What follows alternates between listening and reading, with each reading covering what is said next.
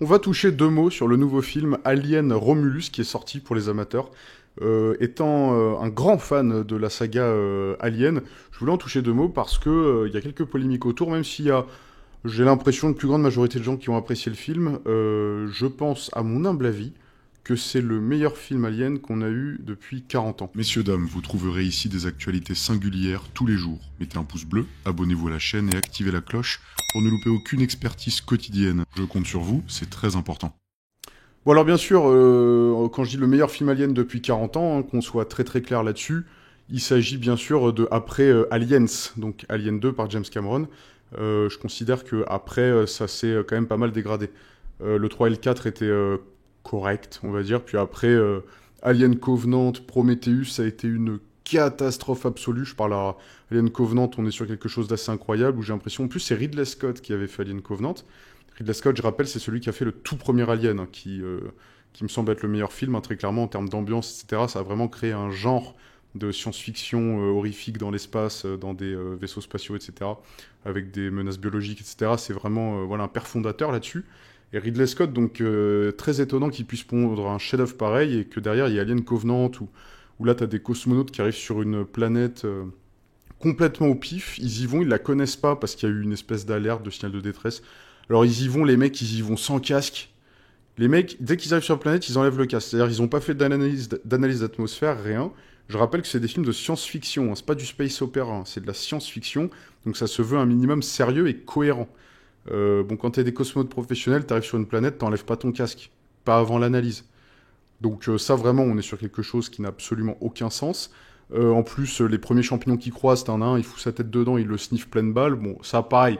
C'est des choses que je vais avoir du mal à comprendre, si tu veux. On va pas se mentir. Puis après, derrière, t'as une espèce de grand méchant, là, joué par l'acteur, là, qui fait Magneto. Enfin, c'est tout et n'importe quoi, le grand méchant. Enfin, t'as une nana, elle vient de se faire bouffer par une espèce d'alien. Le mec de la nana, déjà la nana, elle arrive dans une sorte de nécropole. Premier réflexe qu'elle a, alors que toute son équipe vient de se faire défoncer par des monstres, à l'instant, hein. Son premier réflexe quand elle arrive dans une nécropole sur une planète dans laquelle il y a des monstres qui les bouffent, etc., c'est de dire: oh, attendez, je vais chercher une douche, je vais prendre une douche. Généralement, c'est pas ton premier réflexe. Bon, évidemment, quand ils vont la retrouver, elle s'est fait éclater par un monstre, évidemment, voilà. Et derrière, t'as son mec qui voit ça, et tu sais, il réagit à peine. Le mec, je sais pas, il a un syndrome mental un peu compliqué. Et là, il voit le monsieur chelou qui les avait accueillis depuis le départ, qui commence à rouler une pelle à l'alien qui vient de bouffer la nana. Ok. Donc là, une réaction, on va dire, je dirais pas une réaction, même pas une réaction normale ou quoi, mais on va dire une réaction commune. Une réaction commune qui ne nécessiterait pas d'explication, c'est que le mec qui voit cette scène du mec chelou qui chope l'alien, bah le mec dont la meuf vient de se faire bouffer qui voit ça, on pourrait accepter aucune explication au fait que il prenne ses jambes à son cou en panique et en criant, tu vois. Mais que sa réaction ce soit bah tiens, je vais rester, je vais regarder, et qu'après le mec chelou lui dise bah viens, viens avec moi, j'ai une caverne à te montrer. Et le mec dit ok, allez, pourquoi pas. Donc en l'espace de 4 secondes, hein, la nana, tout le monde l'a complètement oublié, que le mec vient de rouler une pelle au monstre qui les bute, il s'en fout. Ils vont dans la cave et là le mec qui lui dit ouais tiens regarde des œufs par terre, et là le mec normal, enfin normal, il regarde les œufs, il fait ah ouais, et là le mec chelou il lui dit mets ta tête dedans pour voir. Et à votre avis, allez, c'est un moment bingo, qu'est-ce qu'il fait le gars? Bien sûr qu'il met sa tête dans l'œuf. Bon, puis il se fait évidemment éclater par un facehugger, etc. Machin, il meurt et tout. Mais voilà, puis même, t'as ce concept que les espèces d'aliens ratés, eux, ils se reproduisent par sport. Donc, c'est-à-dire en sniffant des filaments dans l'atmosphère, tu peux être contaminé et du coup, t'as un alien qui va te sortir du corps. J'appelle ça... Et du coup, leur forme évoluée, c'est les xénomorphes qu'on connaît, qui se reproduisent avec cette espèce d'araignée, donc le facehugger, qui te saute à la tête. Donc, l'ancêtre, il se reproduit par des spores microscopiques que dès que tu le respires, c'est mort. Et son évolution, c'est que c'est une araignée ultra visible et pataude qui fait la reproduction. Ça ne s'appelle pas une évolution, ça s'appelle une catastrophe biologique en échec total avec une probable extinction.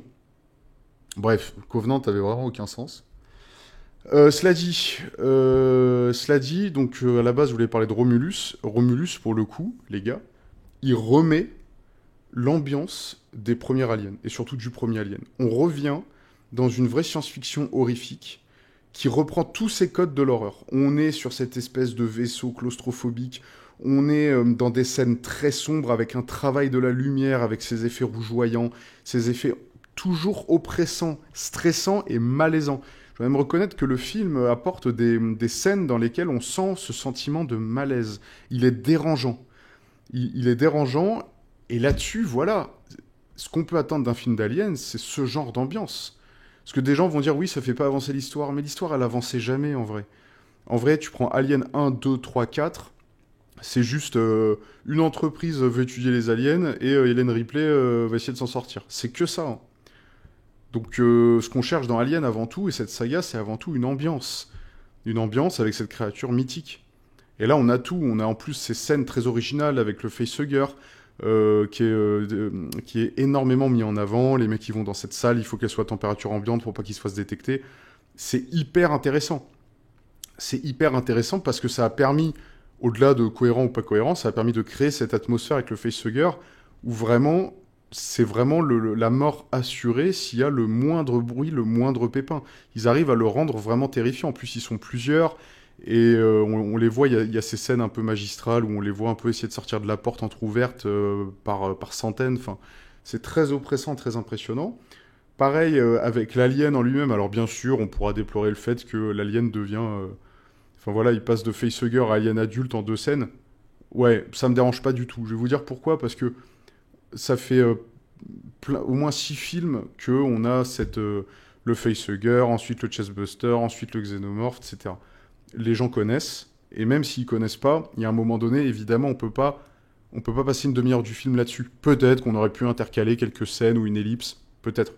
Mais je veux dire, de ce point de vue-là, c'est pas traumatisant. Je veux dire, s'ils avaient refait des scènes très longues, peut-être que ça aurait été très bien, en vrai. Hein.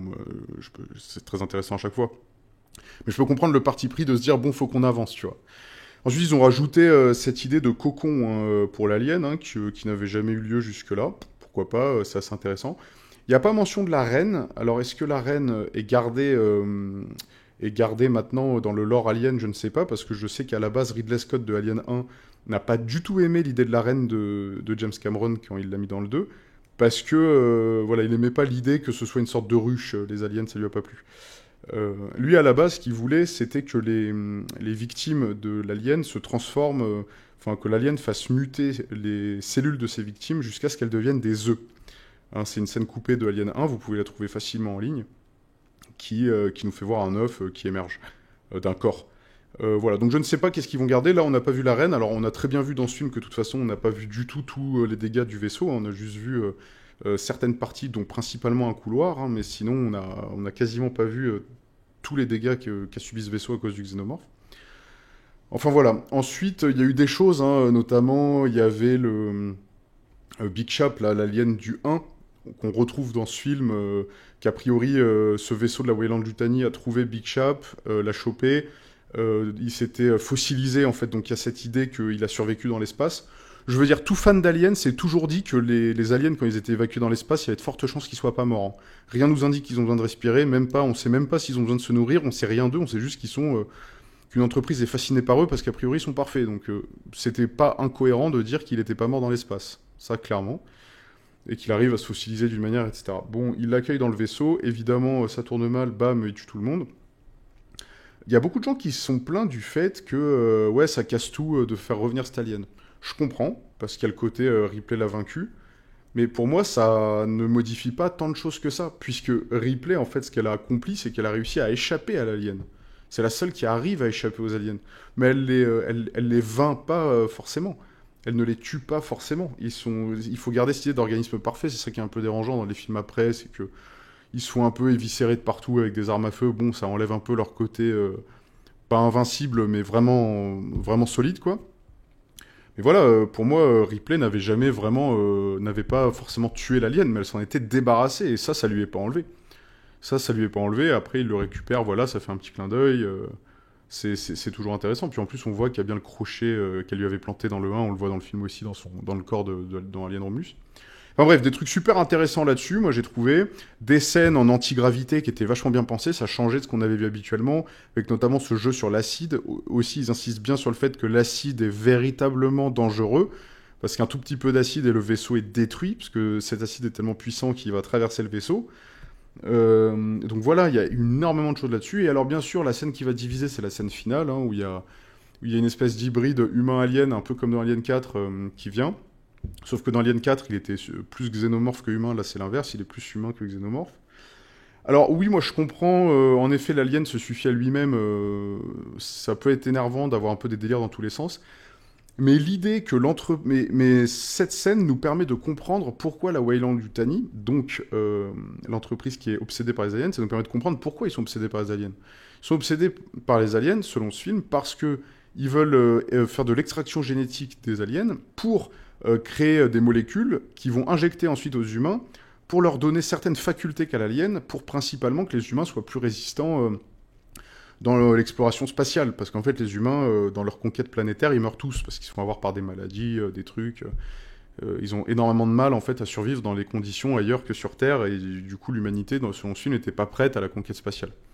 Donc là, ils trouvent une créature qui est immunisée à tout. Enfin, en tout cas, c'est ce qu'ils sous-entendent, qu'elle est très immunisée.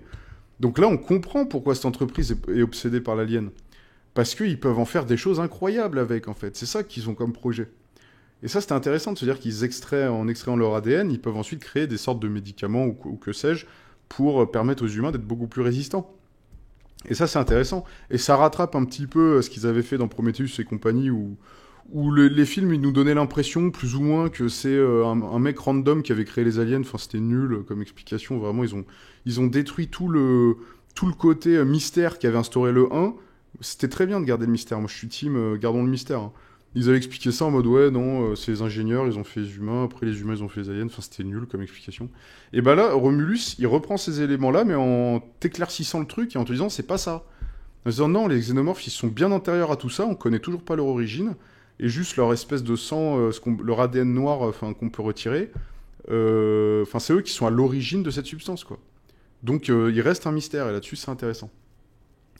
Même si le mystère du Space Jockey du 1 a été déjà découvert, ça c'est un petit peu dommage. Mais il y a eu des explications là-dessus dans Prometheus et tout, c'est vraiment dommage ça. Mais bon, je vais pas revenir là-dessus trop. Bref, la fin du film donc, nous montre cette hybride un petit peu bizarre. Eh bien, quoi qu'on en pense, en termes d'horrifique, j'ai trouvé ces scènes vraiment marquantes. On a cette créature déjà qui, justement, par sa simplicité, le fait qu'il a un visage très humain, oui, il ressemble un peu aux ingénieurs et tout, mais j'ai pas envie de rentrer là-dedans.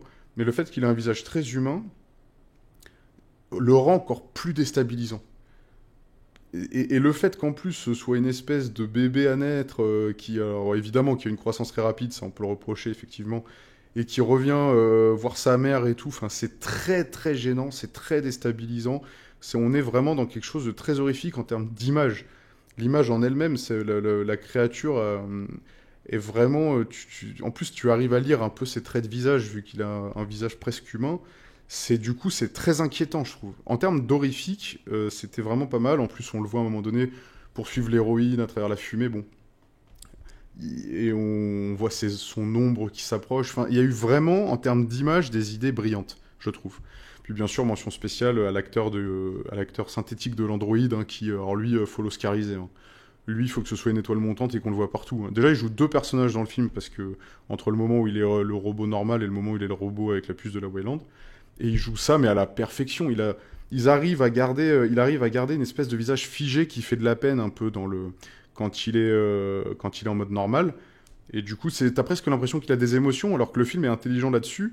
Ils te disent pas qu'il a des émotions parce que c'est un robot, donc ils prennent pas de parti pris est-ce que les robots ont des émotions ou non. Mais comme il a un visage figé sur une émotion triste, et ben du coup, en tant qu'humain, tu réagis à ça. Tu vois, c'est très intéressant les idées qu'ils ont eues et comment ça a été joué. Vraiment bravo à ça. Bref, je vais pas m'éterniser plus longtemps. Je pense que c'est le meilleur film qu'on a eu depuis Alien 2. Et je l'ai trouvé, je pense qu'il est excellent et que ça fait un bien fou d'avoir à nouveau cette ambiance dans Alien et que les films Alien arrêtent de s'égarer n'importe où. Moi, je suis pour qu'on arrête de toucher aux licences, hein, de toute façon. Les remakes, les suites, j'en ai marre. Mais bon, écoute, il y a un remake sur la table. S'il est pas trop dégueulasse, écoute, tant mieux. Voilà. Tant mieux. Et s'ils veulent faire des remakes, si au moins il y en a un qui est bon, bah tant mieux, tu vois. Il faudrait laisser les œuvres tranquilles maintenant, mais voilà. Bref, je vous laisse me dire en avis ce que vous en avez pensé, très important, ça m'intéresse toujours. Et moi je vous dis à la prochaine, salut.